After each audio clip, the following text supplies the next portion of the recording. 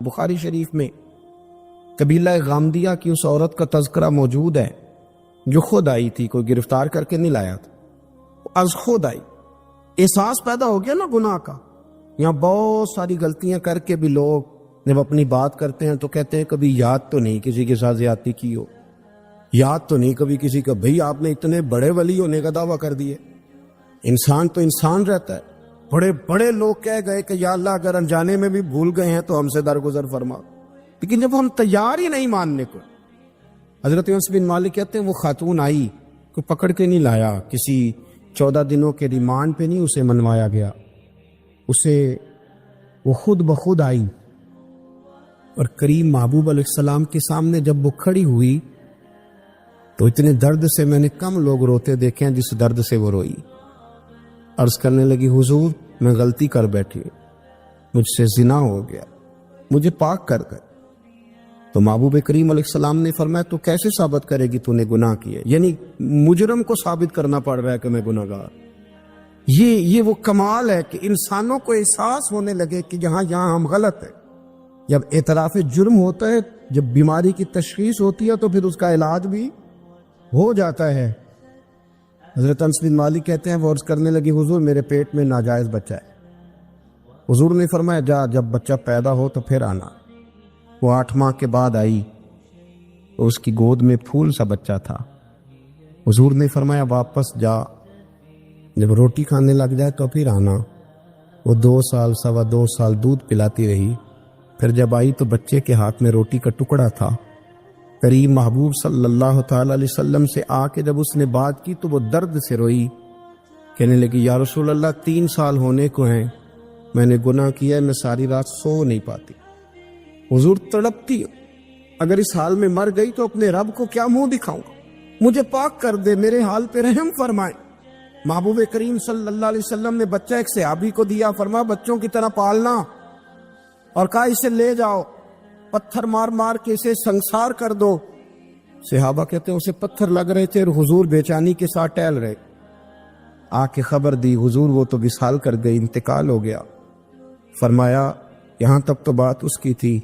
حضرت انس بن مالک کہتے ہیں اب محبوب کریم نے صحابیات سے فرمایا اسے غسل دو، کفن پہناؤ، جنازہ تیار ہو جائے تو مجھے خبر کرنا۔ حضرت انس بن مالک کہتے ہیں غسل ہوا، کفن ہوا، جنازہ تیار ہوا تو حیران ہم تب ہوئے جب میرے محبوب نے فرمایا صفے بناؤ، میں خود جنازہ پڑھاؤں گا، میں خود جنازہ پڑھاؤں۔ اور سرکار نے جنازہ پڑھایا تو ایک شخص کی زبان سے نکلا حضور اس ملعون کا معاذ اللہ جنازہ جس نے ناجائز بچہ جنا، اس کے لیے آپ دعا کر رہے ہیں، جنازہ پڑھا۔ حضور فرمانے لگے خاموش ہو جاؤ، تم نے گناہ دیکھا ہے، اس کا احساس نہیں دیکھا، تم نے غلطی دیکھی ہے لیکن اس کی توبہ کا انداز نہیں دیکھا۔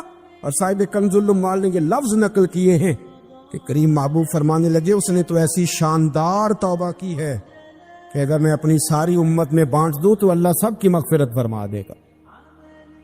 احساس جب پیدا ہو جاتا ہے نا اپنے دل کے اندر کہ یہاں میں غلط ہوں، ان العبد اذا اعترف ثم تاب تاب اللہ علیہ او کما قال نبی صلی اللہ علیہ وسلم، رواہ مشکات۔ حضور نے فرمایا جب کوئی بندہ کہتا ہے نا اللہ میں بھول گیا تھا، اور پھر وہ توبہ کرتا ہے تو رب اس کی توبہ کو فوراً ہی قبول فرما لیتا ہے۔ حضرت عبداللہ بن حذافہ جہاد کر رہے تھے، روم کے عیسائیوں نے گرفتار کر لیا، 1000 آدمی نے مل کے پکڑا، گرفتار نہیں ہوتے تھے صحابی، 1000 آدمی نے گھیرا ڈالا، گرفتار کر کے لے گئے۔ اور جب بادشاہ کے سامنے گئے تو وزیر کہنے لگا بادشاہ بندہ بڑے کام کا ہے، اگر ہمارے قابو آ گیا تو فائدہ دے گا، صحابی ہیں حضرت عبداللہ بن حذافہ، حضرت فاروق اعظم کا زمانہ ہے، اگر قابو آ گیا تو فائدہ دے گا۔ بادشاہ کہنے لگا کیوں، کیا خوبی ہے؟ کہنے لگے ہم 1000 آدمی تھے، یہ اکیلا قابو نہیں آ رہا، تو 1000 آدمی تھے، اگر ہماری فوج میں شامل ہو گیا تو بہت بڑا جرنیل ملے گا۔ بادشاہ کہنے لگا کوئی مسئلہ نہیں، 2-3 چیزیں ہوتی ہیں بندے کو خریدنے کے لیے، خرید لیتے۔ بادشاہ کہنے لگا عبداللہ جتنی دولت تجھے چاہیے میں تجھے دے دیتا ہوں، میرے لشکر میں آ جا، معاذ اللہ اسلام چھوڑ دے۔ حضرت عبداللہ بن حذافہ کیا فرماتے ہیں بڑا تو بیوقوف ہے، میں نے دولت کمانی ہوتی تو مدینے میں بیٹھ کے تجارت کرتا، میں دولت کمانے نہیں نکلا، میں تو رسول اللہ کی رضا کمانے کے لیے نکلا ہوا ہوں۔ دولت کمانی ہوتی تو کسی مارکیٹ میں ہوتا، میدان میں آنا تھا۔ شہادت ہے مطلوب مقصود مومن، نہ مال غنیمت نہ کشور کشائی۔ یہ دولت تو لونڈی ہے رسول اللہ کے دروازے کی، جو تو پیچھے پیچھے پھرتی ہے نبی پاک کے غلاموں۔ یہ کمانی ہوتی تو میں کسی مارکیٹ میں ہوتا، میدان میں تھوڑا ہوتا۔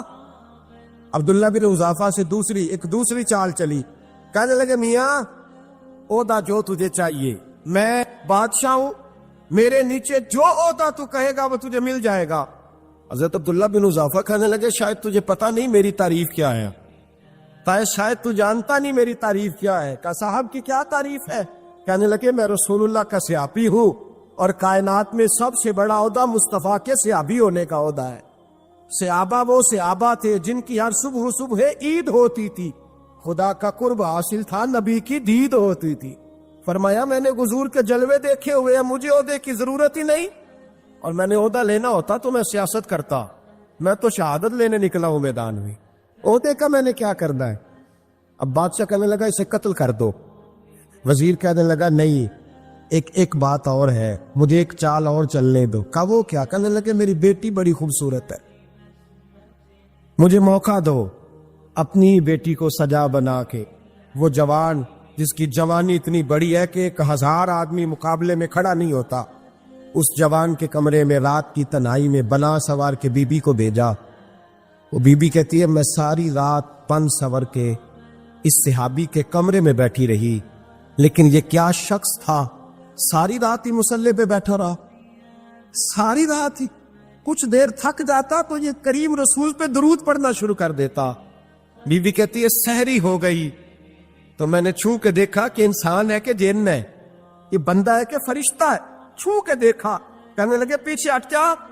میں نے کہا میں نے تو سنا تھا تو 1000 کے مقابلے میں ہے، اور تو اتنا بے حصہ کہ بنی سوری دلہن بیٹھی ہے، تو نے نظر نہیں کی؟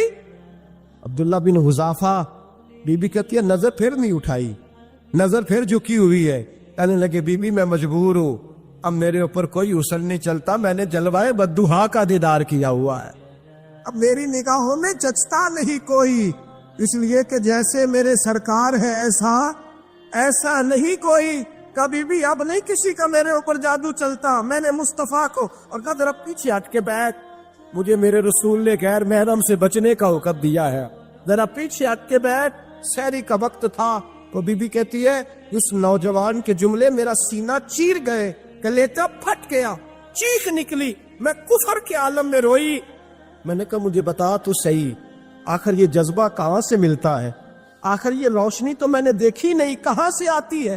ایک میرا باپ ہے جو بنا سور کے مجھے تیرے کمرے میں چھوڑ گیا، بتلا یہ کہاں سے کیف آتے ہیں؟ عبداللہ بن حذافہ کہنے لگے اگر کیب لینا ہے تو بھی میرے مصطفیٰ کا کلمہ پڑھ جا، آ جا دروازے رسول پہ جھک جا، مل جائے گا۔ سویرے دروازے پہ باپ آیا بیٹی سے رزلٹ لینے، دروازہ کھولا تو بیٹی نقاب پہنے باہر آئی۔ باپ کہنے لگا کیا بلا؟ کہنے لگی پیچھے ہٹ جا، تو غیر محرم ہے، کافر ہے، میں مسلمان ہوں۔ اس نے کہا کیا ہوا؟ کہنے لگی تیرے جیسے کو باپ کہوں، تیرے جیسے کو جو مجھے استعمال کر رہا تھا؟ میں تجھے باپ نہیں مانتی، میں اب رسول والی ہو گئی، میں حضرت فاطمہ کی کنیزہ ہو گئی، میں اب نبی کریم کی خادمہ ہوں، خبردار میرے قریب نہ آنا۔ یہ داؤ بھی ناکام ہوا۔ اب حضرت عبداللہ بن حذافہ کے سامنے موت کھڑی کی، ایک کڑا میں تیل گرم کیا، کہنے لگے تجھے اس میں جلایا جائے گا۔ حضرت عبداللہ بن حذافہ رضی اللہ تعالیٰ عنہ جب جلنے کے قریب ہوئے تو رونے لگے۔ روم کا بادشاہ کہنے لگا شاید ڈر گیا ہے، کہنے لگے اب سمجھ آئی ہے، اب تجھے پتا چلا ہے، چلا آ جا۔ حضرت عبداللہ بن حذافہ کہنے لگے تو کافر ہے، تیری کافروں والی سوچ ہے، اس لیے نہیں رویا کہ موت سے ڈر گیا ہوں، میں تو اس لیے رویا ہوں کہ ایک جان ہے اور نبی پاک پہ قربان ہو رہی ہے، کاش رب مجھے 1000 جان دیتا، میں ساری مصطفیٰ پہ قربان کر دیتا۔ ایک سنار نے گلی میں یتیم چھوٹے سے بچے کو گھومتے دیکھا تو سنار بے اولاد تھا، بچے کو اٹھا کے گھر لے آیا، 18 سال اس بچے کی پرورش کی، اس کو پالا پوسا، جوان کیا۔ سنار کے پاس وہ دکان پہ چلا جاتا، وہ کئی دفعہ دکان پہ رہتا، کئی دفعہ گھر میں رہتا، ایک دفعہ وہ دکان پہ تھا، بچہ گھر تھا، 18 سال کا جوان، اس کی بیوی اکیلی تھی۔ وہ جس نے ماں بن کے پالا تھا اس نے اسی پہ حملہ کر دیا، اس کا بازو بری نیت سے تھاما۔ بیوی چیخی، تھوڑی دیر گزری تو وہ نوجوان پیروں میں بیٹھ گیا، کہنے لگا اماں پتہ نہیں مجھے کیا ہوا۔ شام کو سنار آیا، بیوی چیخنے لگی، چلانے لگی، کہنے لگی آج عجیب بات ہوئی، جس کو میں نے جگر کا خون دے دے کے پالا اسی نے گندی نظر ڈالی۔ سنار محو حیرت ہے، بیوی کا خیال تھا کہ لات اٹھائے گا، ڈنڈا اٹھائے گا، نوجوان کو مارے گا، لیکن وہ رونے لگ گیا۔ اس نے کہا آج اس نے میرا بازو تھاما ہے، جانے کیا کیا ہے۔ پریشان ہونے لگ گیا، سجدے میں گر گیا، کہا تو بتاتا کیوں نہیں؟ تو وہ سنار کہنے لگا اس کی غلطی نہیں، 18 سال کے بعد آج مجھ پر بھی شیطان سوار ہوا تھا۔ ایک عورت آئی تھی، وہ اپنے بازوؤں میں چوڑیاں پہننا چاہتی تھی، تو میں نے بھی گندی نظر سے ہاتھ ڈالا تھا، رب کریم نے مجھے فوراً اس کی سزا دی۔ جن کے گھروں میں بیٹیاں ہوتی ہیں ان کی نظریں گندی نہیں ہوتی، جو بیٹیوں کے باپ ہوتے ہیں، جو بہنوں کے بھائی ہوتے ہیں، ان کی نظریں گندی۔ اور اگر تو ٹیلی فون کرتا ہے، تو کسی عورت کے ساتھ تعلق رکھتا ہے، تو یہ بات لکھ لے، امام فخر الدین رازی 1، علامہ اسماعیل حقی 2، ملا جلال الدین رومی 3، امام خازن 4، امام جلال الدین سیوطی 5 حدیث کے استاد اور محدث لکھتے ہیں کہ اگر تو کسی پر گندی نظر ڈالے گا تو تیرا گھر بچ سکتا، یاد رکھ نہیں بچے، اس لیے کہ تیری نظر ہے، کسی کی بیٹی کو بیٹی سمجھ تاکہ تیری بچی کا پردہ قائم رہے، کسی کی بہن کو، یہ کیا بات ہوئی کہ تو جتنا مرضی گند معاشرے میں پھیلاتا رہے تیرا گھر بچا رہے، یہ کیسے ہو سکتا ہے؟ قَإِنَّ لَهُ مَعِيشَةً ضَنْكَ، اللہ فرماتے ہیں زندگی تنگ ہو جائے گی تیرے لیے مشکل، تو ڈھونڈتا پھرے گا کہ میں مرنے کو جگہ تلاش کروں۔ سچی توبہ کرے، کھری توبہ۔ یہ گناہ انسان کو مجبور کر دیتے۔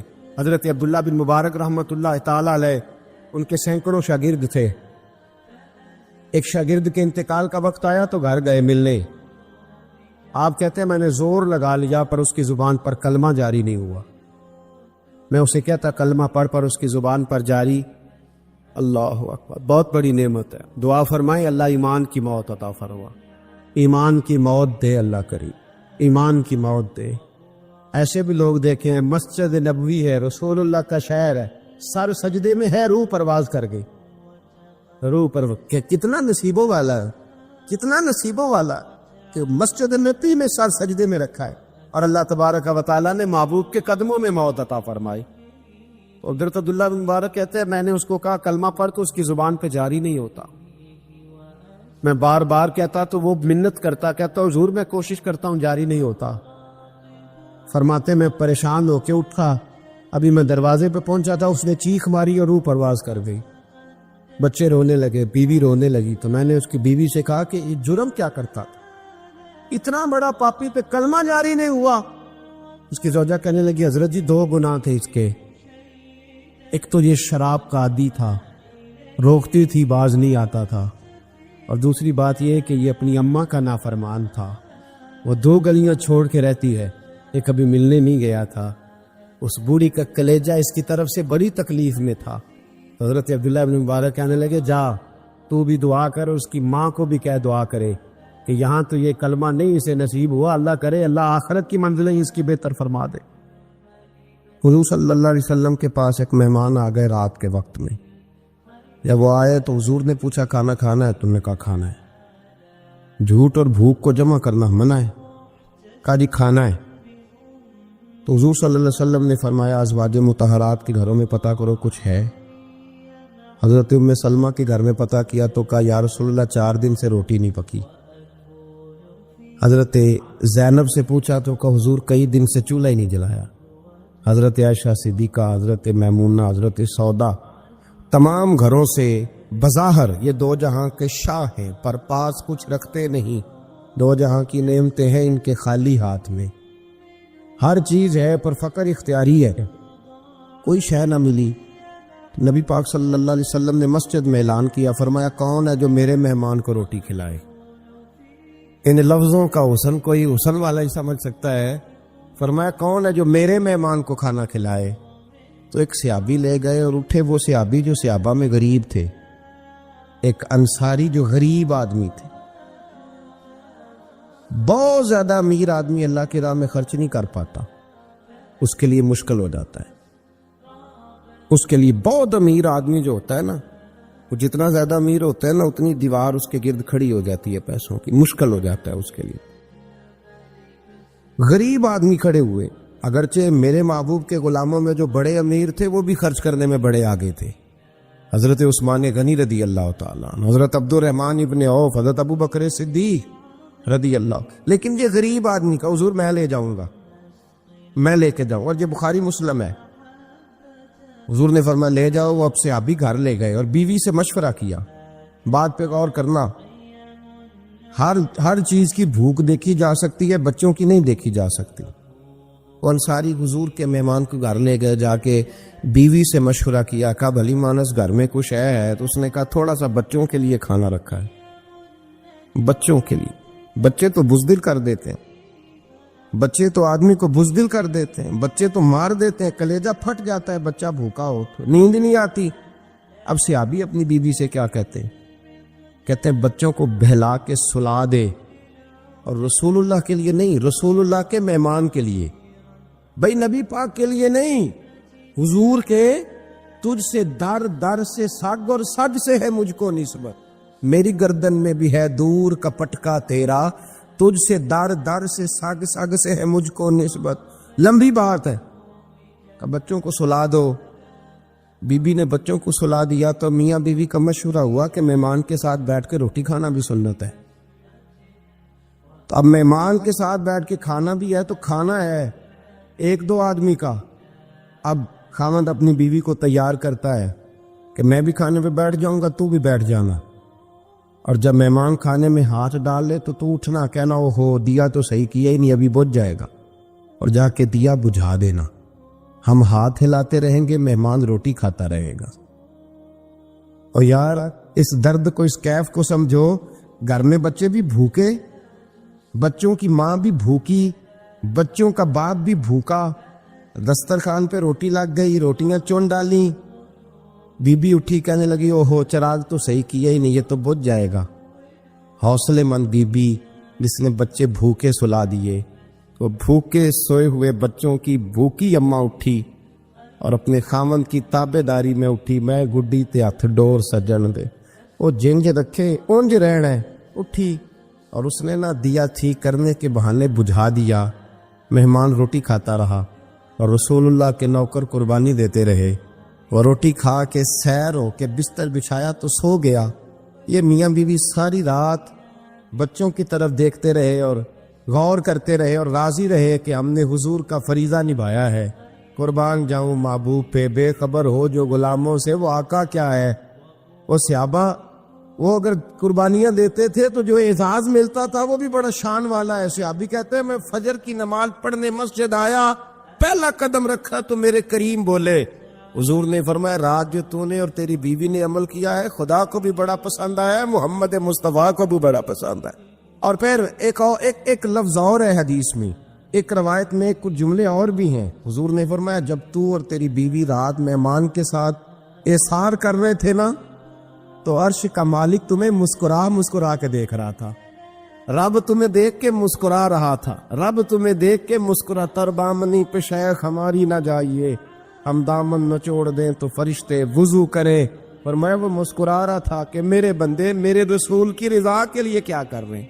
اور صاحب دیکھو، نبی پاک کے لیے نہیں، خاندان کے لیے نہیں، خاندان نبوت کے لیے نہیں، حضور کے نہ سمجھے یار، اس پہلو کو سمجھے۔ نبی پاک کے بریلی کے امام بول پڑے، فرمانے لگے تجھ سے در سے سگ سے ہے مجھ کو نسبت، تجھ سے در سے ساگ کتے کو کہتے ہیں فارسی۔ فرماتے محبوب تیرا دروازہ اور دروازے پہ کتا، اور کتے کے پاس میں بیٹھا ہوں، چلو کتے کے پاس تو بیٹھا ہوں نا، میری گردن میں بھی کوئی تو پٹکا آیا ہی ہے نا، تجھ سے در سے سگ اور سگ سے ہے مجھ کو نسبت، چلو میری گردن میں بھی ہے دور کا پٹکا تیرا۔ قرآن مجید بول اٹھا، رب کریم نے فرمایا حبیب یہ تیرے غلام وہ ہیں کہ وَيُكْسِرُونَ عَلَىٰ أَنفُسِهِمْ وَلَوْ كَانَ بِهِمْ خَصَاصَةٌ، فرمایا ان کا حال یہ ہے کہ جس چیز کی شدید حاجت ہوتی ہے وہ بھی اپنے بھائیوں پہ قربان کر دیتے، وہ دے دیتے ہیں تیرے نام پہ، جب مکے والے مدینے آئے انصار مدینہ تو میرے مصطفیٰ کریم نے فرمایا نہ تمہاری نسلیں ایک ہیں نہ قبیلے ایک ہیں، لیکن تمہارا نبی ایک ہے، تمہارا رسول ایک، خدا ایک، کتاب ایک، تمہارا میری وجہ سے رشتہ ہے۔ چلو اپنے بھائیوں کے ساتھ احسار کرو، چلو احسار کرو۔ اگر کسی کے 2 مکان تھے تو اس نے ایک اس کو دے دیا جو مکے سے آیا تھا، 2 باغ تھے تو ایک دے دیا، کسی کے پاس ایک تھا تو آدھا بانٹ کے دے دیا، ہر چیز تقسیم کر دی۔ حالات بدل جاتے ہیں، حالات بدل جاتے ہیں۔ تلک الایام نداولھا بین الناس، اللہ لوگوں کے درمیان دن بدل دیتا ہے، حالات بدل گئے۔ بڑا مال غنیمت آیا، بنو نذیر کا علاقہ فتح ہوا تو میرے رسول پاک صلی اللہ تعالی علیہ وسلم نے انصار مدینہ کو اکٹھا کیا، فرمایا بھئی مال اب بڑا آ گیا ہے۔ 2 باتیں ہیں، یہاں تو اس طرح کرتے ہیں کہ میں ان کو کہتا ہوں جو مکے سے آئے تھے کہ جتنی تمہاری جائیدادیں باغ انہوں نے لیے ہیں واپس کر دیتے ہیں تمہیں، اور جو مال آیا ہے وہ بھی تم میں سے آدھا آدھا دونوں کے درمیان بانٹ دیتے ہیں، یا جیسے تمہارا دل چاہے تمہارے مال بھی واپس کرتے ہیں، اور جو وہاں سے مال آیا وہ تمہارے بیچ بانٹ دیتے ہیں، یا اگر تم کہو تو یہ مال ان کو دے دیتے ہیں مہاجرین کو، تمہیں تمہارے مال واپس مل جاتے۔ حضور نے پوچھا انصار مدینہ سے، حضرت سعد بن معاذ، سعد بن عبادہ تڑپ کے کھڑے ہوئے، عرض کی محبوبہ میں تو ابو بکر کو جانتا ہی نہیں تھا، حضور مجھے کیا پتا عمر کون ہے، میں کیا جانوں عثمان غنی مولا علی کی عظمتوں کو، محبوبہ میں نے تو تجھے ان کی طرف مسکرا کے دیکھتے ہوئے دیکھا ہے، تیرا جلوہ دیکھا ہے، تجھ سے در در سے ساگ ساگ سے ہے مجھ کو نسبت، یا رسول اللہ صلی اللہ علیہ وسلم ہم سے مشورہ نہ کریں، آپ اس طرح کریں جو جائیدادیں ہم نے انہیں دی ہیں وہ بھی ان کے پاس رہنے دیں، اور جو مال آیا ہے وہ بھی ان میں تقسیم کر دیں، اس لیے کہ ہمیں تو بس اتنا پتہ ہے کہ یہ آپ کے غلام ہیں، آپ کے نوکر ہیں، ہمیں اس سے زیادہ کسی چیز کے کوئی غرض ہے، بس آپ کے غلام ہے، بات ختم ہو گئی۔ حضور خاموش ہو گئے۔ صحابہ کہتے ہیں دیر کے بعد ہم نے کہا فیصلہ ہونا چاہیے، فیصلہ پتہ کیا ہوا؟ حضور نے ہاتھ اٹھائے، کہا اے اللہ میرے مدینے والوں پہ رحم فرما، اے اللہ میرے انصار پہ رحم فرما، اللہ ان کے جذبے قبول فرما۔ بھائی اظہار والی زندگی، وہ کیا بات ہوئی کہ میں نے بڑی قربانی دی ہے، تو اور جب تک تو قربانی نہیں دیتا تو قدر والا نہیں ہوتا۔ جو چیز قربانی سے حاصل ہوتی ہے اس کی قدر ہوتی ہے، جو چیز مفت میں آ جاتی ہے اس کی کوئی قدر نہیں ہوتی، کوئی قدر نہیں۔ میں اکثر سوچتا ہوں کہ حضرت خواجہ اجمیری کے خلیفے اجمیر میں بھی تو ہونے چاہیے تھے نا، لیکن ان کے خلیفے اجمیر میں نہیں ہوئے، دلی میں ہوئے۔ تو میں سوچتا ہوں دلی والوں کے خلیفے دلی میں ہونے چاہیے، لیکن دلی میں نہیں ہوئے، پاک پتن میں ہوئے۔ تو پاک پتن والوں کے یہاں ہو جاتے، اس لیے کہ قربانی جو دیتا ہے نا، جو دور سے چل کے آتا ہے وہ قربانی کرتا ہے، قربانی دیتا ہے، اس کو قدر زیادہ ہوتی ہے۔ ہم نے کسی شے کے لیے کبھی قربانی نہیں دی، نہ دین کے لیے، نہ قرآن کے لیے، نہ مسجد کے لیے، نہ شیخ کے لیے، نہ طریقت کے لیے، قربانی تو ہے ہی نہیں۔ تو جو شے مفت ملتی ہے اس کا نہ مزہ آتا ہے نہ قدر ہوتی ہے۔ جو چیز قربانی کر کے لیتے ہو نا، قربانی کر کے اس کی قدر ہوتی ہے۔ اسی لیے کہا تھا کسی درویش نے، اس نے کہا تھا قدر نبی دا ایک کی جانن دنیا دار کمینے، قدر نبی دا جانن والے سو گئے وچ مدینے۔ ان سے پوچھو نا، ان سے پوچھو ان حضرات کو کتنی قدر تھی۔ قربانی اپنی زندگی میں دینا سیکھے۔ ایک ہوتی ہے بندے کی ذاتی خواہش، اس کو کچلنا بڑا مشکل ہوتا ہے۔ قربانی بڑی ضروری چیز کا نام ہے، اور جو قربانی دینا سیکھ جاتا ہے وہ بچ جاتا ہے۔ کتیا 6 بچے جنم دیتی ہے لیکن قربانی نہیں نہ دیتی بچوں کی، تو ریوڑ نہیں بنتے، اجڑ نہیں بنتے۔ بکری 2 بچے پیدا کرتی ہے اور سال کے بعد ہزاروں بچوں، لاکھوں بچوں کی قربانی دیتی ہے، پر پھر بھی جدھر جاؤ بکرے ہی بکرے نظر آتے ہیں۔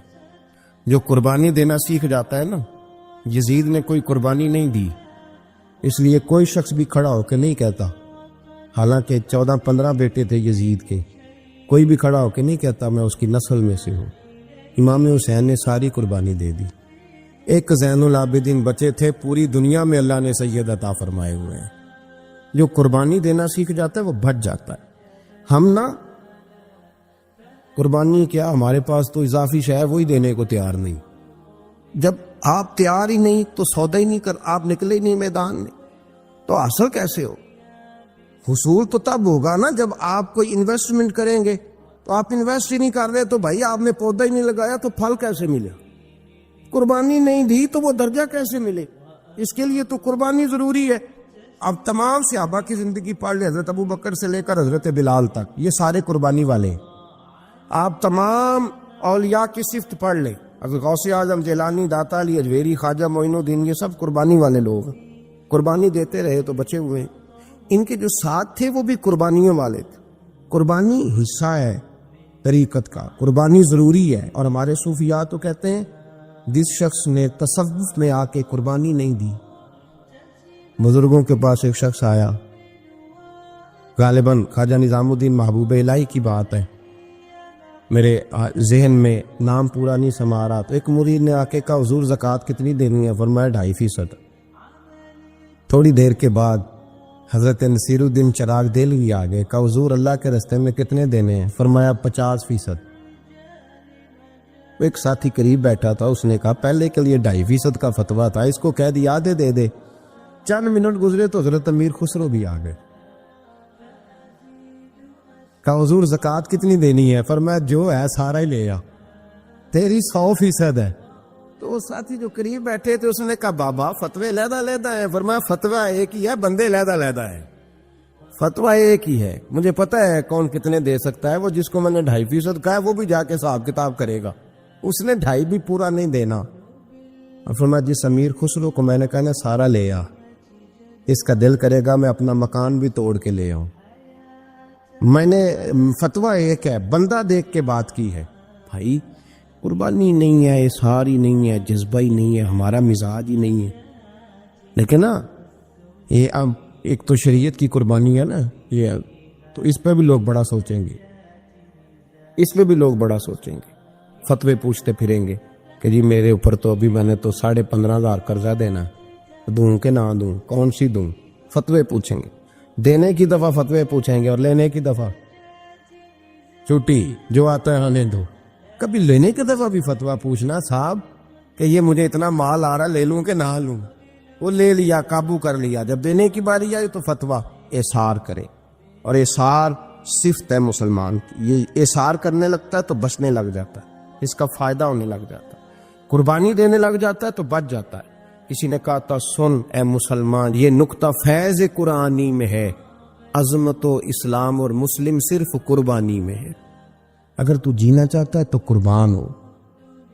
حضرت سیدنا ابو بکر صدیق فرماتے ہیں میں حضور کے سامنے بیٹھا، ایک شخص آیا، اس نے آ کر کے کہا یا رسول اللہ صلی اللہ تعالی علیہ وآلہ وسلم، یہ میرے ہاتھ کے اندر خنجر ہے، میں قتل کر کے آیا ہوں. قاتل کھڑا ہوا. ایک طرف قرآن مجید کا حکم ہے کہ جس نے ایک آدمی کو قتل کیا پوری انسانیت کو قتل کیا. حضور یہ خنجر ہے، قتل کر کے آیا ہوں. میرے مصطفیٰ نے فرمایا کس کو قتل کیا؟ عرض کی حضور سگی بہن کو مارا ہے. سگی بہن تھی، میں نے قتل کر دی. میرے نبی پاک صلی اللہ علیہ وسلم نے فرمایا کیوں مارا؟ پیار نہیں تھا؟ کہا محبوب بہن سے کس کو پیار نہیں ہوتا، بڑا پیار تھا، پر مارا کیوں؟ تو صحابی رونے لگے، کہنے لگے محبوبہ میں بڑا پیار کرتا تھا، پر وہ کافرہ تھی، مشرکہ تھی، بڑا پیار کرتا تھا. جب بھی اس کے پاس جاتا وہ آپ کے بارے میں بات چھیڑ دیتی. میں اس کو کہتا سارا کچھ کر لے، میرے نبی کے بارے میں بات نہ کر دو. میں ہر شے سہ لیتا، پر مصطفیٰ کریم کی ذات کے بارے میں کوئی بات برداشت کرنے کی طاقت نہیں رکھتا. یہ والا جملہ نہ کہنا. میں اس کو روکتا، منع کرتا، وہ باز نہ آتی. کہتے ہیں آج اس نے اتنی سخت بات کی کہ میں اس کا گلا کاٹ آیا ہوں، قتل کر دیا ہے. حضور میرے لیے حکم کیا ہے؟ تو نبی پاک نے فرمایا جا، تیرے اوپر کوئی سزا نہیں، تو نے جو کیا ہے اچھا ہی کیا ہے، یہ اچھا کر ڈالا ہے جو تو نے کیا ہے. ایک صحابی نابینا تھے، آنکھوں سے نظر نہیں آتا تھا، رشتہ کوئی نہیں دیتا تھا، معذور آدمی تھے. نکاح ہوا، شادی ہوئی، 2 بیٹے دیے اللہ، گھر بس گیا، بیوی کپڑے دھو کے دیتی، خدمت کرتی، روٹی پکا کے دیتی، بچے بڑے حسین تھے. اور وہ صحابی خود فرماتے ہیں، نابینا صحابی کہتے ہیں موتیوں کی طرح کے میرے بچے، جو بھی آتا آ کے کہتا تیرے موتیوں کی طرح کے لال ہیں. لیکن آپ فرماتے ہیں ایک صبح اعلان ہو گیا، مدینے میں شور ہو گیا کہ اس نابینا صحابی کی بیوی قتل ہو گئی، کسی نے خنجر کے دبایا، مر گئی ہے. کہتے ہیں اس کے لواحقین اکٹھے ہوئے، در رسالت امام پہ آئے، آگے کہنے لگے حضور ہمارا قاتل ڈھونڈ کے دیں، ہماری بیٹی کو کس نے مارا؟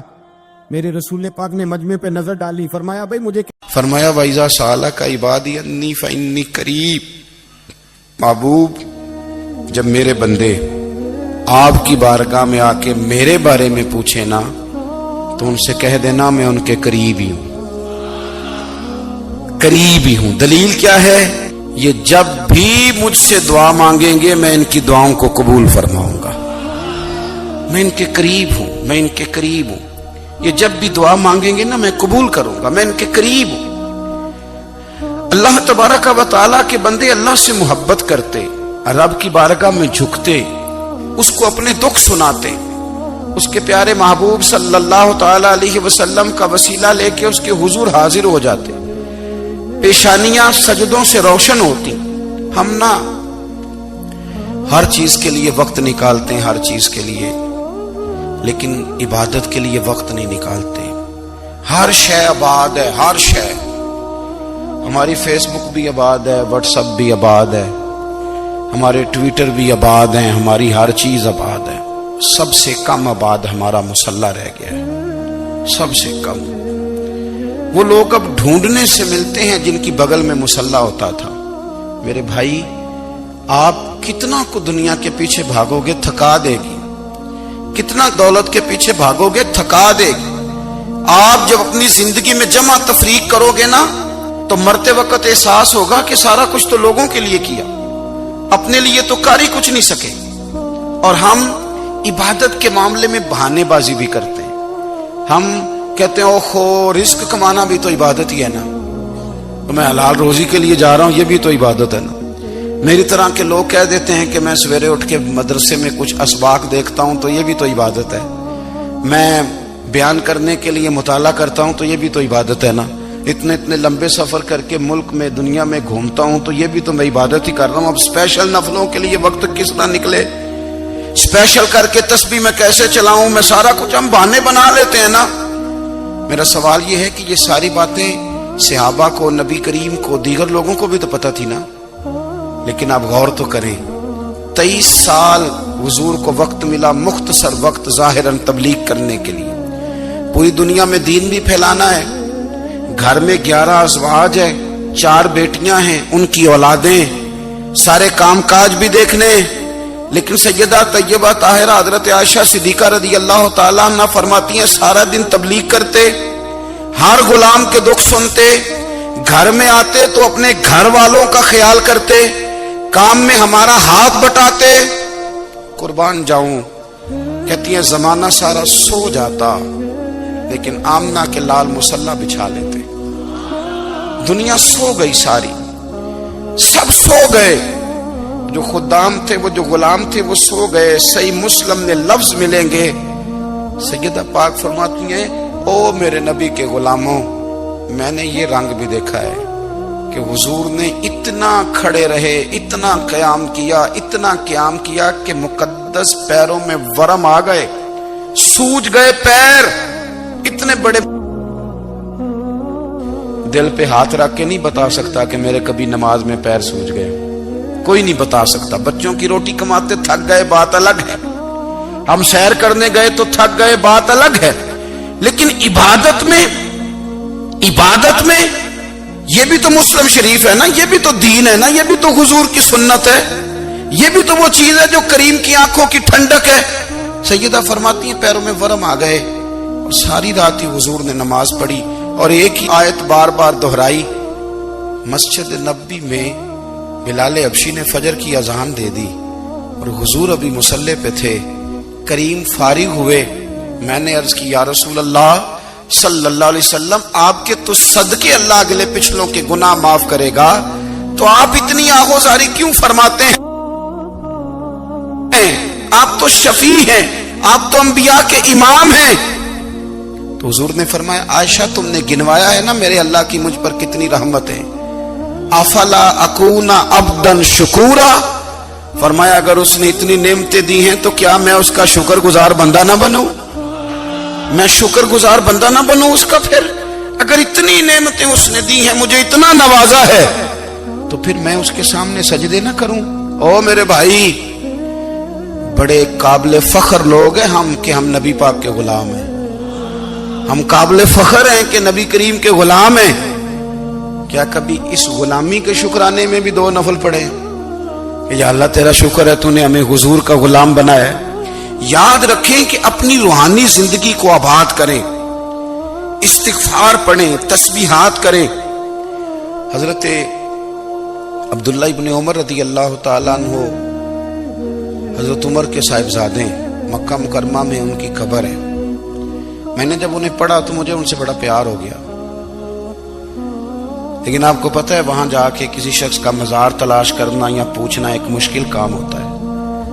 تو ایک دفعہ میں مکہ شریف میں حاضر تھا تو ایک گاڑی والا ڈرائیور مجھے کہنے لگا کہ مولانا میں آپ کو جانتا ہوں, مجھے آپ سے محبت ہے, ایک بات بتاؤں آپ کو. میں نے کہا بتاؤ. کہنے لگے حضرت عبداللہ ابن عمر کی قبر دیکھنی ہے. میں نے کہا یہ تو نہیں کہہ رہا, یہ کسی نے بندوبست کرایا ہے, یہ اللہ نے تیرے دل میں بات ڈالی ہے, یہ ہو گیا تو لے چل مجھے. حضرت عبداللہ ابن عمر کو نبی پاک نے فرمایا تھا راجل صالح, یہ نیک بندہ ہے, یہ متقی آدمی.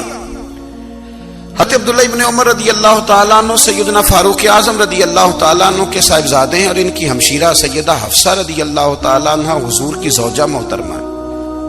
ایک دن اپنی ہمشیرہ سے کہنے لگے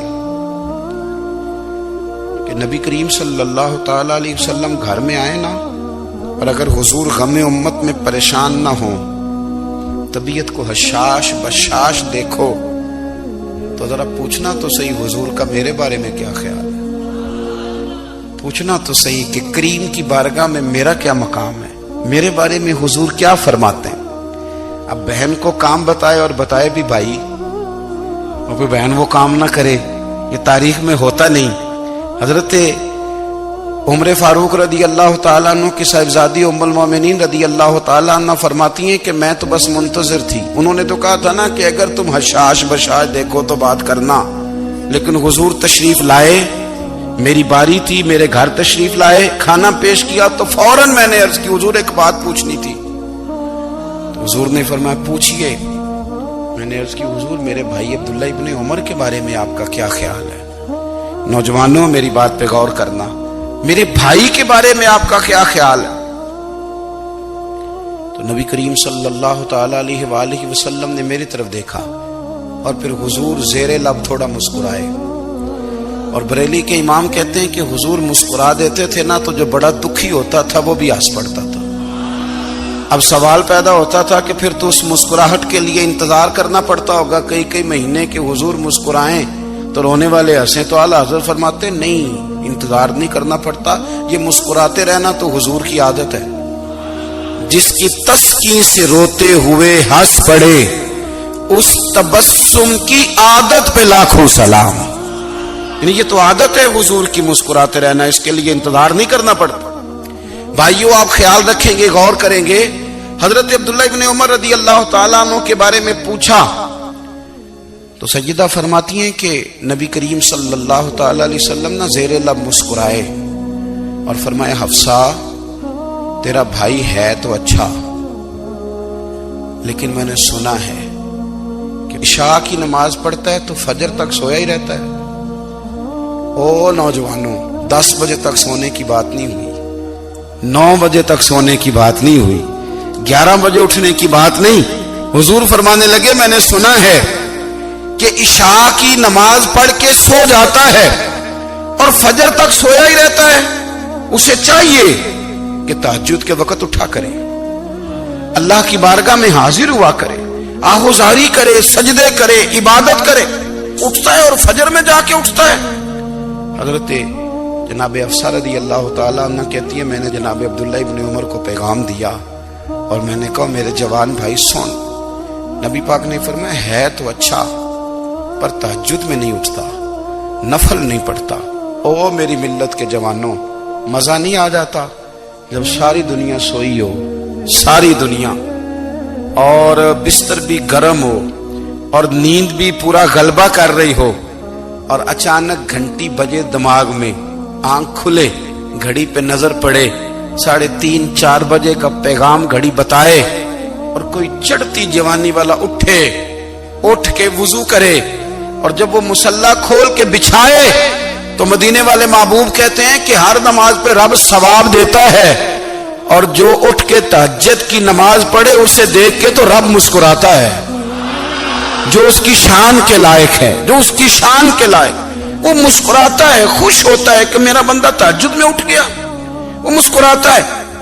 کاش ہماری صبحیں کبھی اپنے مالک کے نام ہو جائیں، کاش کے صبح حضرت ابو الحسن رحمت اللہ تعالی علیہ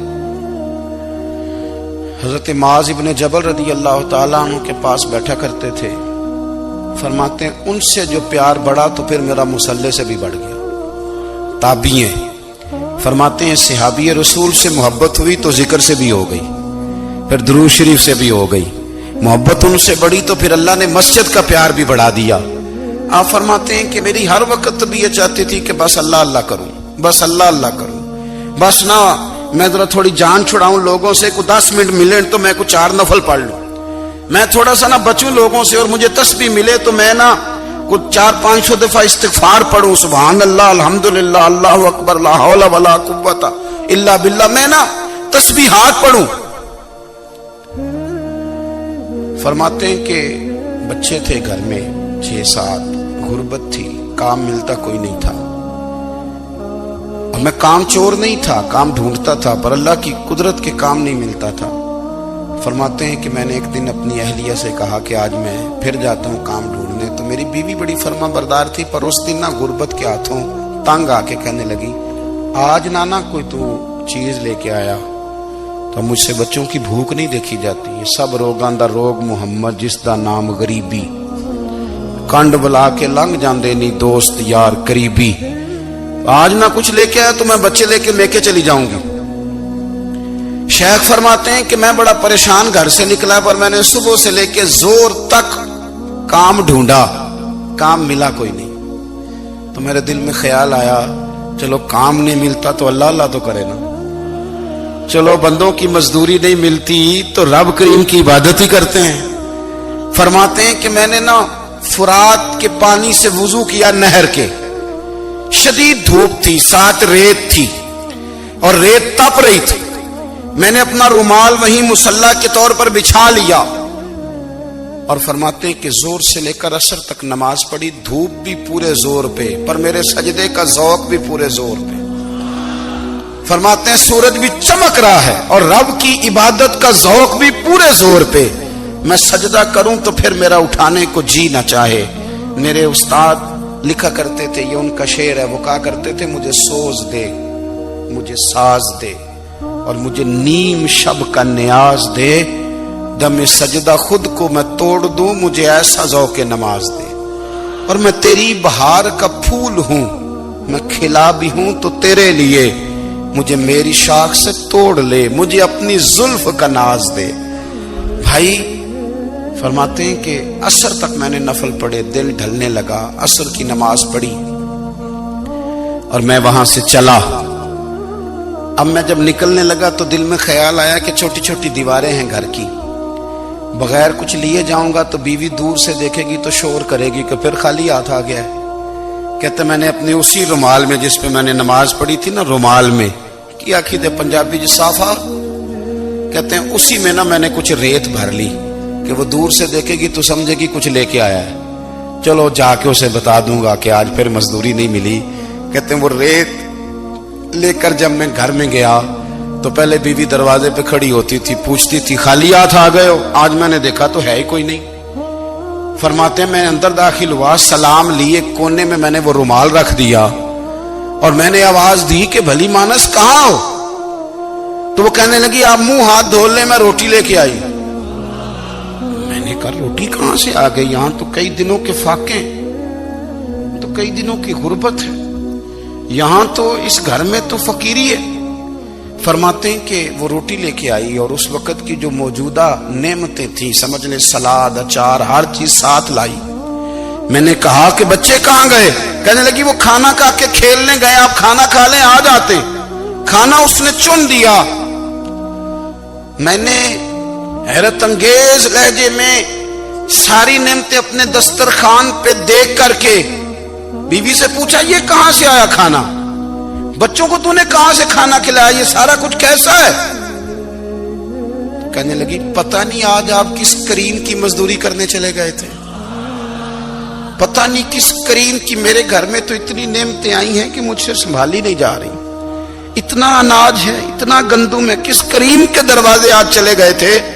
یہ کہتے کہتے وہ اٹھی اور اٹھ کر کے کہنے لگی پہلے ہی بڑا کچھ آیا تھا، اب کیا لے آئے ہو؟ اور جا کر کے نا اس نے وہ ریت والا رومال کھولا، کہنے لگے میں تو لے کے آیا تھا ریت، تو میرے رب نے اسے بھی سونے اور ہیرے بنا دیا تھا۔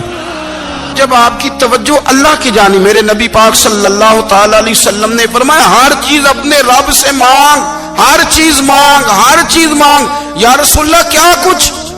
میرے محبوب نے فرمایا تیرے گھر میں نمک بھی ختم ہو جائے تو وہ بھی اپنے رب سے مانگا کر، تو مانگنا وہ تجھے دے گا، تو اس کی بارگاہ میں کشکول طلب دراز تو کرنا۔ اور ترمذی شریف میں عجیب لفظ ہے، رسول کائنات نے فرمایا، رب کریم فرماتے ہیں جب میرا بندہ ہاتھ اٹھاتا ہے نا تو مجھے حیا آتی ہے کہ میں خالی کیسے لوٹا دوں اس کے۔ اتنے بڑے بادشاہ کی بارگاہ میں دعا کی بڑی طاقت ہے۔ میرے نبی پاک نے فرمایا دعا مومن کا ہتھیار ہے، دعا مومن کا، دعا مومن کا۔ حضور نے فرمایا تقدیر کو سوائے دعا کے کوئی چیز نہیں بدل سکتی، دعا مومن کا ہتھیار ہے، یہ کافر کے پاس کوئی نہیں، یہ ہتھیار ہے مومن کا۔ اللہ کرے آپ کو سمجھ آئے، پھر سنیں، کئی بار کہہ چکا ہوں یہ ہتھیار ہے۔ کافر کے مقابلے میں جو تیرے پاس سب سے بڑا ہتھیار ہے وہ دعا ہے۔ دعائیں کرانی چھوڑ دی، کرنی چھوڑ دی، لینی چھوڑ دی۔ حضرت سیدنا انس بن مالک رضی اللہ تعالیٰ عنہ فرمایا کرتے تھے میں نے وہ رنگ دیکھا ہے جب حضور دعا مانگتے تھے اور حضور کی مقدس آنکھوں میں آنسو بھی ساتھ ہی بہا کرتے تھے، میں نے وہ انداز دیکھا ہے۔ بھائی اپنا مصلی کا، عبادت کا، وظائف کا، اللہ اللہ کا سلسلہ اس کو مضبوط کرے، اپنی دعاؤں کے تعلق کو مضبوط کرے۔ دعائیں بڑے انقلاب برپا کر دیتی ہیں۔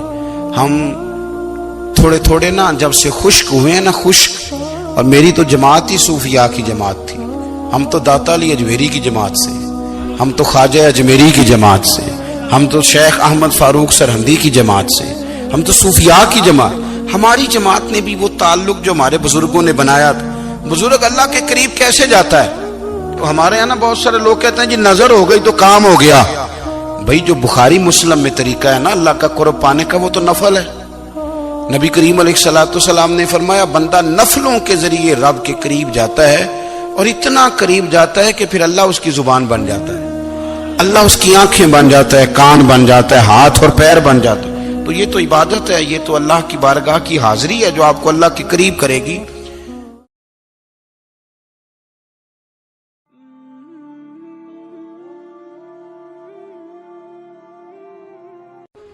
دعا مسلمان میں عقیدہ توحید پختہ کرتی ہے، اور دعا اس دولت کا نام ہے جو صرف مومن کے پاس ہے، کافر کے پاس نہیں۔ نبی پاک علیہ السلام نے فرمایا الدعاء صلاح المومن، دعا مومن کا ہتھیار ہے، کافر کے پاس یہ ہتھیار نہیں ہے۔ مومن جب اپنے مالک کے حضور دعا مانگتا ہے نا، دنیا میں آپ کسی سے زیادہ مانگے تو وہ ناراض ہو جاتا ہے، وہ کہتا ہے بھائی تو نے تو کام بنا لیا ہے، کل بھی دیا تھا، پرسوں بھی دیا تھا، روز روز تجھے کون دے؟ میرے نبی پاک علیہ السلام نے فرمایا جو اپنے رب سے زیادہ مانگتا ہے رب اس سے زیادہ راضی ہوتا ہے، زیادہ راضی ہوتا ہے۔ اب دعا مخصوص اوقات نہیں دعا کے، فرمایا اذا دعان، جب بھی دعا مانگو گے تمہارا رب تمہاری دعا کو، جب بھی دعا، تو دعا کرتے رہنا چاہیے، ہر وقت دعا میں بندہ شامل رہے، اللہ کے ذکر میں شامل۔ یہ جو قرآن مجید نے کہا نا یا ایھا الذین آمنوا اذکروا اللہ ذکرا کثیرا، اے ایمان والو اپنے رب کا ذکر کثرت سے کرو، وسبحوہ بکرۃ واصیلا، اور صبح و شام اسی کی پاکی بیان کرو۔ تو اس سے مراد یہ نہیں ہے کہ تسبیح لے کے سارا دن مسجد میں بیٹھے رہو اور کام کوئی نہ کرو، بلکہ اس کا مطلب یہ ہے کہ روٹی شروع کرو تو اللہ کے نام سے، اختتام کرو تو اللہ کے نام، سو جاؤ تو رب کا نام لے کے، سویرے اٹھو تو اللہ کا نام لے کے، جب تمہیں کوئی چیز اچھی لگے تو ماشاءاللہ کہو، جب کوئی مصیبت آئے تو کہو انا للہ و انا الیہ راجعون۔ تو سارا دن اللہ کا ذکر جاری رہے گا۔ نبی پاک صلی اللہ علیہ وسلم نے مسلمان کو ایک دوسرے سے ملنے کا طریقہ بتایا. مصیبت آئے تو کیا کہنا ہے؟ صرف فوت کی پہ نہیں کہنا، اس کی وضاحت کر دو.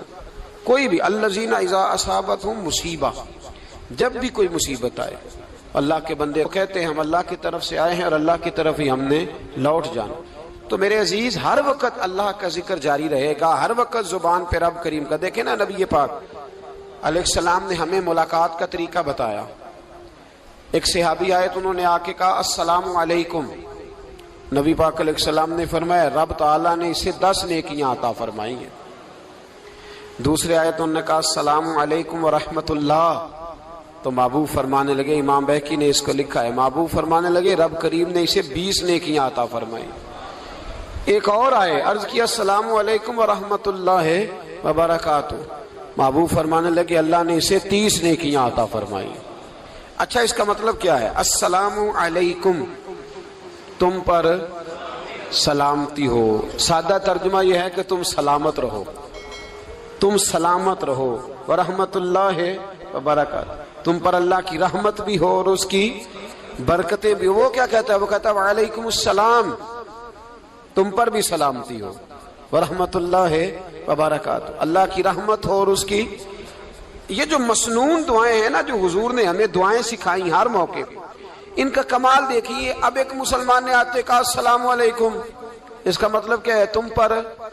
اب وہ جھگڑا کرے گا، اسے مارے گا، اس کا مال چھینے گا.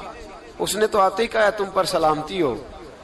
تو جو سلامتی کی دعا دینے والے ہیں وہ جیب تھوڑی کاٹیں گے، وہ غبن تھوڑی کریں گے، ڈاکہ تھوڑا ڈالیں گے.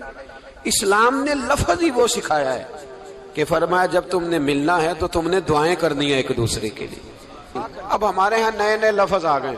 ٹیلی فون اٹھایا تو کہا ہیلو، اس کا کیا ترجمہ ہے؟ کون ہے، اس کا کیا ترجمہ ہے؟ جی جناب، اس کا کیا مطلب؟ ہم نے دیکھا بڑے بڑے سمجھدار لوگ السلام علیکم کی بجائے کہتے ہیں کیا حال ہے. بھئی کیا عجیب بات ہے، بھئی کیا حال ہے کا کیا مطلب ہوا؟ وہ بعد میں کرنے کی بات ہے. اور کچھ تھوڑا سا جو ادیب ہیں، جو بیچارے حروف کے پیچ و تاب میں رہتے ہیں، وہ کہتے ہیں آداب عرض ہے. وہ کیا ہوتا ہے جی؟ اسلام نے دعا سکھائی ہے السلام علیکم. یہ کتنی خوبصورت دعا ہے. جب آپ گھر کے اندر داخل ہوئے تو آپ نے دعا دی السلام علیکم، یہ دعا دی آپ. ایک صحابی حاضر خدمت ہوئے، عرض کی یا رسول اللہ صلی اللہ علیہ وسلم میرے گھر میں غربت رہتی ہے، کیا کروں؟ نبی پاک علیہ السلام نے فرمایا جب بھی گھر جایا کرنا گھر والوں سے سلام لیا کر. گھر والوں سے کیا کہا کر؟ السلام علیکم. جب بھی گھر جائے، یعنی گھر آیا، اب گھر والوں نے بتایا کہ ماچس کی ڈبیا تو لے آؤ. اب یہ دکان کونے پہ تھی گھر والے پہ، وہاں سے ماچس کی ڈبیا لے کے واپس گیا تو کہنے لگا السلام علیکم. پھر گھر والوں نے کہا ہو بتانا یاد ہی نہیں رہا، چینی بھی ختم ہو گئی ہے. تو یہ پھر گیا چینی لینے، لوٹ کے آیا تو کیا کہا؟ جب اللہ چاہتا ہے تو کہے، جب اللہ کے رسول چاہتے ہیں تو کہے. اس کا ترجمہ یہ ہے کہ تو کہہ، تو سلام لے. اللہ رسول چاہ رہے ہیں کہ تو سلام لے تاکہ تیرے گھر میں سلامتیاں ڈال دی جائیں. تو فرمایا سلام لینی ہے تو نے، اور ساتھ تو نے اس طرح کرنا ہے کہ 3 دفعہ سورۃ اخلاص کو پڑھنا ہے. امام قرطبی نے اس کو لکھا ہے. اس نے کہا حضور غربت بڑی ہے، غربت بڑی ہے تو کہ وظیفہ بتائیں. فرمایا جب بھی گھر جاؤ سلام لو اور 3 دفعہ سورۃ اخلاص پڑھو. وہ صحابی کہتے ہیں میں پکا ہو گیا. اب وہ کچھ دنوں کے بعد، کچھ عرصے کے بعد، کچھ مہینوں کے بعد واپس آئے تو صحابہ کرام علیہم رضوان فرماتے ہیں ہماری خواہش تھی کہ یہ کچھ بیان کرے، اب بتائے جو وظیفہ لے کے گیا تھا اس کا رزلٹ کیا نکلا. کہتے اس نے بڑی حیرت انگیز بات کی، حیرت انگیز عجیب انداز میں. کچھ لوگوں کا دل ہوتا ہے نا کہ مجھے ملے میرے پڑوسی کو نہ ملے، اور کچھ کا دل ہوتا ہے یار مجھے بھی ملا ہے اور الحمدللہ میرے پڑوسی کو ملا ہے. تو صحابی جب حاضر ہوئے تو صحابہ کہتے ہیں ہمیں تجسس تھا کہ یہ کچھ بتائیں. تو حضور نے فرمایا کیا حال ہے تیرا؟ کہا یا رسول اللہ کمال ہی ہو گئی ہے حضور، میں جب بھی گھر جاتا ہوں سلام لیتا ہوں اور 3 دفعہ سورۃ اخلاص پڑھتا ہوں. میں تو امیر ہو ہی گیا ہوں، میرے تو ہمسائے بھی امیر ہو گئے. کتنا پیارا ہے یہ جملہ، کتنا حسن ہے. اتنا اچھا لفظ کسی اور کے پاس ہے ہی نہیں جو الفاظ ہمیں ہمارے رسول نے عطا فرمایا. اس کو اپنائیے، اس کو اپنائیے. یہ الگ بات ہے کہ لوگ مطلب کے لیے سلوٹ کر لیتے ہیں بڑا سارا، لیکن مطلب کے لیے نہیں. جس کو جانے اس سے بھی سلام لیں، جس مسلمان کو نہیں جانتے اس سے بھی. تو نبی پاک نے ہمیں مسنون دعائیں سکھائیں. رات کو جب سونے لگیں اللہ کے رسول صلی اللہ علیہ وسلم نے ہمیں دعا سکھائی. حضور نے فرمایا جب سونے لگو تو مسلم شریف میں فرمایا تم نے یہ دعا پڑھنی، اللہم باسمک اموت و احیا. تم نے کہنا اے اللہ میں تیرے نام پر مرتا ہوں اور تیرے نام پر جیتا ہوں. نبی پاک صلی اللہ علیہ وسلم نے ایک حدیث میں فرمایا کہ یہ جو نیند ہے نا یہ موت کی چھوٹی بہن ہے، یہ موت کا ایک حصہ ہے. جس طرح انسان سو جائے تو کوئی خبر نہیں ہوتی کیا ہو رہا ہے، بالکل وہ اٹھا ہے تو اس نے کہا ہو یہ کیا ہوا. سو جاتا ہے نا آدمی، اسے خبر نہیں ہوتی، اوہو میں نے تو 11 بجے اٹھنا تھا، یہ تو 3 بج گئے. اب اسے خبر نہ رہی. سوتے ہوئے لوگ چوری کر لیتے ہیں. بلکہ اس طرح بھی ہوتا ہے کہ آدمی نے گکھڑ اترنا تھا، وہ پنڈی سے آ رہا تھا لیکن وہ سویا ہوا تھا. آنکھ تب کھلی جب کاموں کی آ گیا تھا. اب اس کا اس پر زور، تو فرمایا کیا پتا اب تو کھل گئی کاموں کی، جا کے لاہور جا کے کسی جگہ پہنچ کے، تو یہ بھی ممکن ہے کہ کھلے ہی نہ، نیند ہی موت کا سبب بن جائے. تو کہہ کے سو کہ یا اللہ تیرے نام پہ سو رہا ہوں. اللہ کس نام پہ سو رہا ہوں؟ یار اگر ہم ان دعاؤں کا حسن سمجھے مت، اللہم باسمک اموت و احیا، یا اللہ میں تیرے نام پہ سوتا ہوں اور تیرے نام پر اٹھتا ہوں. گویا کہہ رہا یا اللہ میری نیند بھی تیرے فضل سے ہی ہے، اور اگر آنکھ کھل جائے تو وہ بھی تیرے فضل سے ہی ہے. کتنا اعلیٰ نبی پاک علیہ السلام نے انداز سکھایا. اور پھر بخاری شریف میں حدیث موجود ہے، فرمایا جب اٹھو تو کہو الحمدللہ الذی احیانا بعد ما اماتنا والیہ النشور. فرمایا جب تم سو کے اٹھو تو پھر کہو اے اللہ ساری تعریفیں تیرے لیے، تمام تعریفیں جس نے ہمیں موت کے بعد حیات دی. موت کے بعد فرمایا احیانا بعد ما اماتنا، ہمیں مرنے کے بعد گویا اللہ کا شکر ادا کر کے آنکھ کھل گئی. دیکھیں کس طرح اسلام مسلمان کو اللہ کے ساتھ جوڑتا ہے. فرمایا شکر کر، آنکھ کھل گئی. کہ یا اللہ تیرا شکر ہے تو نے موت کے بعد ہمیں دوبارہ حیات عطا فرمائی، یہ شکر ادا کرو. گویا تم یہ نہ کہنا کہ میں اٹھ گیا ہوں تو میرا کمال ہے، یہ نہ سمجھنا میں اٹھ گیا ہوں تو میں بڑا پابند ہوں، جب میں ارادہ کر لوں کہ میں نے 11 بجے اٹھنا ہے تو پھر میں اٹھ جاتا ہوں. یہ نہ کہنا کہ یہ الارم بڑا اچھا ہے، یہ مجھے اٹھا لیتا ہے. ذہن کے اندر خیال کر کہ نیند تو موت کی طرح تھی، یہ جو میں اٹھ گیا ہوں تو اپنے رب کے فضل سے اٹھا ہوں. جو میں اٹھ گیا ہوں، جو ابھی اٹھے ہیں وہ تو بول دینا کم از کم کہ میں اپنے رب کے فضل سے اٹھ گیا. تو دعا سکھائی. پھر دیکھیے نبی پاک صلی اللہ علیہ وسلم نے فرمایا جب تم بیت الخلاء میں جاتے ہو نا، واش روم میں جاتے ہو، تو گندی چیزیں ہوتی ہیں وہاں، شیطان ہوتے ہیں، جنات ہوتے ہیں، یہ گندگی پہ ہوتے ہیں. جب تم واش روم جاؤ، بیت الخلاء جائے، تب بھی دعا مانگو. کیا دعا مانگو؟ وہ دعا بھی نبی پاک صلی اللہ علیہ وسلم نے ہمیں تعلیم فرمائی اور بخاری میں ہے. کہا پڑھا کرو اللہم انی اعوذ بک من الخبث والخبائث. کہو اے اللہ ناپاک چیزوں سے میں تیری پناہ مانگتا ہوں، وہ نر ہوں یا مادہ ہوں. اللہ میں تیری پناہ مانگتا ہوں. واش روم کے اندر بہت ساری بری چیزیں ہوتی ہیں. جوان میری بات پر توجہ فرمائیں، وہاں بہت ساری گندی چیزیں ہوتی ہیں. انسان کئی دفعہ واش روم میں جاتا ہے اسے وسوسے زیادہ آتے ہیں. یہ نوٹ کریں میری بات کو. اصل میں نا ہم بات ڈھونڈ رہے ہیں علاج اپنی بیماریوں کا، حالانکہ علاج تو سارا مدینے والے رسول کے پاس موجود ہے، محبوب کے پاس ساری دوائیاں ہیں. تو نبی پاک علیہ السلام دیکھیں نا، انسان واش روم میں جاتا ہے اسے وسوسے آتے، برے خیالات آتے، وہ گناہ کی طرف کئی دفعہ مائل ہوتا ہے. تو کہا تو دعا پڑھ کے جا، اللہم انی اعوذ بک، یا اللہ میں تیری پناہ مانگتا ہوں، من الخبث والخبائث، ہر خبیث اور بری چیز سے میں تیری پناہ مانگتا ہوں، وہ نر ہو یا یار. کتنا عظیم دین ہے، کتنا عظیم میرے مصطفیٰ کریم کا وہ والا دین ہے. اصل میں اللہ کرے بی اے پاس بچے کو بیت الخلاء کی دعا بھی یاد ہو جائے، ایسے یاد ہو جائے، اور اس کے ماں باپ سمجھ لیں کہ جوان ہو گیا ہے، تو اب ہو سکتا ہے اس کی طرف شیطان حملہ زیادہ کرے، اسے خراب کرنے کی کوشش کرے، تو لہٰذا اسے دعا سکھائی جائے. تاکہ اس کو پہلے سے پتا ہو کہ میں نے اس بے ایمان سے بچنا کس طرح سے. اب آپ دیکھیے نبی پاک علیہ الصلوۃ والسلام نے ہمیں دعا سکھائی مصنف ابن ابی شیبہ میں. کون سی دعا؟ واش روم سے نکلنے کی. اللہ اکبر، بڑی زبردست دعا ہے، بڑی زبردست. آپ یقین کریں اس ایک ایک دعا پر ایک ایک پورا بیان ہو سکتا ہے، ایک ایک. یہ اس لیے نہیں میں کہہ رہا کہ میں کوئی عالم فاضل آدمی ہوں، آپ کہیں گے کہ بتا رہے ہیں میں بڑا پڑھا لکھا ہوں. صرف یہ عرض کر رہا ہوں کہ اس کے فوائد پر، ثمرات پر جو اللہ تبارک و تعالی امت کو دیتا ہے، ان دعاؤں کی جو فضیلت حدیثوں میں آئی اور پھر جو اس کے فوائد ہے، اور اس پر بات کروں تو ایک دعا تقاضا کرتی ہے کہ اس پر پورا ایک لیکچر ہونا چاہیے. دیکھیے آپ واش روم سے نکلے، دعا کیا ہے؟ دعا کے لفظ کیا؟ الحمدللہ الذی. ایک حدیث میں لفظ ہے غفرانک، غفرانک.